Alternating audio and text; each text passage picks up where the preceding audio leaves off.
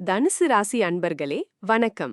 இன்று உங்கள் ராசிநாதன் குரு பகவான் 7ஆம் வீட்டில் சுக்கிரனுடன் சேர்ந்து அமர்ந்திருப்பது ரொம்பவே சிறப்பான பலன்களை கொடுக்க போகுது. இதனால திருமணம், கூட்டாண்மை மற்றும் சமூக தொடர்புகள்ல நல்ல முன்னேற்றங்களை எதிர்பார்க்கலாம். 6ஆம் வீட்ல சூரியன் அஸ்தமன புதனுடன் இருக்கிறதால எதிரிகளை வென்று ஆரோக்கியத்துல நல்ல முன்னேற்றத்தை பார்க்கலாம். ஆனா புதன் அஸ்தமனமா இருக்கிறதுனால தகவல் பரிமாற்றங்கள்ல சின்ன சின்ன குழப்பங்கள் வரலாம். கவனமா இருங்க.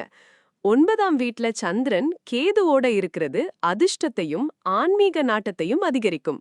அதே நேரம் தந்தையோட ஆரோக்கியத்துல கூடுதல் கவனம் தேவை. ராகு பகவான் 3ஆம் வீட்ல இருக்கிறதால உங்களுக்கு தைரியம் அதிகரிக்கும். சகோதரர்கள் வழியில நல்ல ஆதரவும் கிடைக்கும். ஆனா 5ஆம் வீட்ல செவ்வாய் இருக்கிறதுனால பிள்ளைகள் விஷயத்துல அவசரப்பட்டு எந்த முடிவும் எடுக்காதீங்க. கொஞ்சம் பொறுமையா செயல்படுங்க.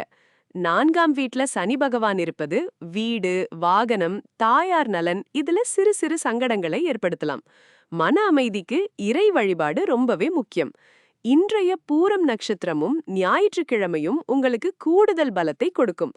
முக்கியமா ராகு காலம் பிற்பகல் 4:53 முதல் 6:29 வரை என்பதால் இந்த நேரத்துல முக்கியமான காரியங்களை தவிர்ப்பது நல்லது. மொத்தத்துல இந்த நாள் உங்களுக்கு 5ல 4 மதிப்பெண்கள் பெறும் நாள். கூட்டாண்மை முயற்சிகள்ல தைரியமா ஈடுபடுங்க, நல்ல பலன் கிடைக்கும். ஆன்மீக விஷயங்கள்ல கவனம் செலுத்தலாம்.